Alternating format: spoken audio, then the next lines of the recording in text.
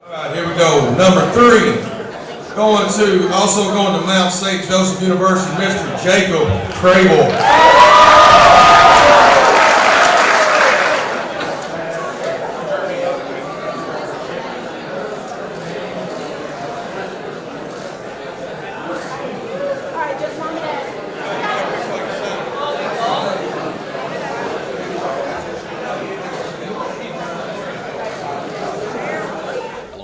Welcome back once again. It's National Signing Day 2020, and I'm at Oakland High School, Oakland Patriots. Got Jacob Crabill here. He's going to Mount St. Joseph University.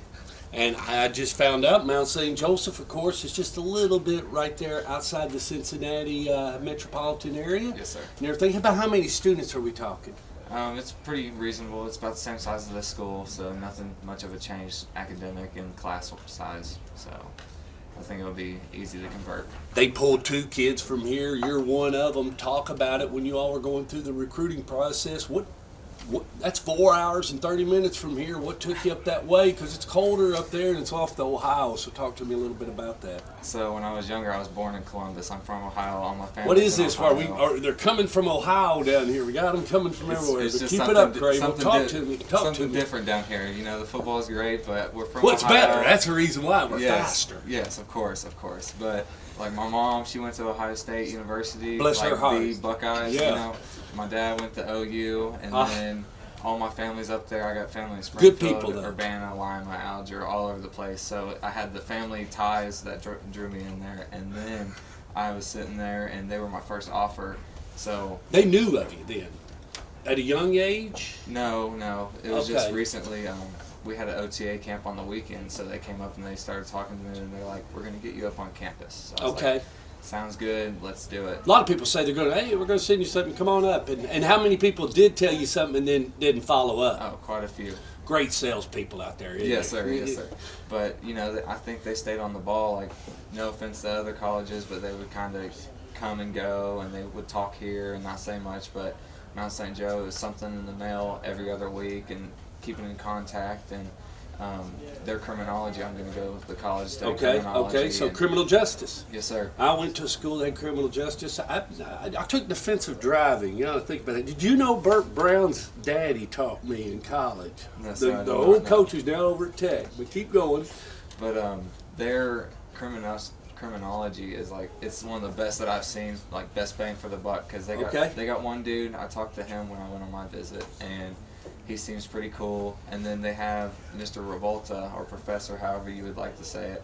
He was Special Forces in Switzerland. And then I bet he's got a story or two. Oh, definitely. And their third professor, she's the number 3 forensic filist in the U.S. So you got a great place to go to school and everything. How did you? And so when did you get here?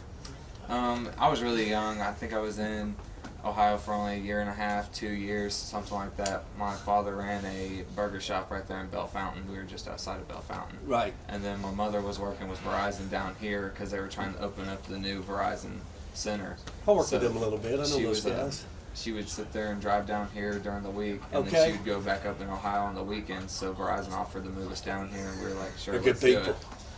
Yeah, so, you know, now she still work there? Yes, sir. Yeah, good, great company, great benefits, great company. I tell you what, I love working with them. All right, let's talk about majoring in criminal justice. Did you play any other sports growing up? Yes, sir. I played baseball when I was younger, and I've always played baseball. And I played football at the age of 7 or 8, right around there.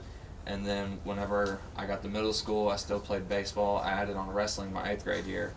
And then when I got to high school... Boy, that's a long Saturday, Coach. Yes, no doubt about it. But after my freshman year, I ended up quitting baseball, and I just started focusing on wrestling and football because they go hand in hand. Yep. You get better in wrestling because you get the coordination, it builds you, it keeps you in shape, and then you're right back in the football season ready to rock and roll. And then we're coming up, this week is actually our state duels.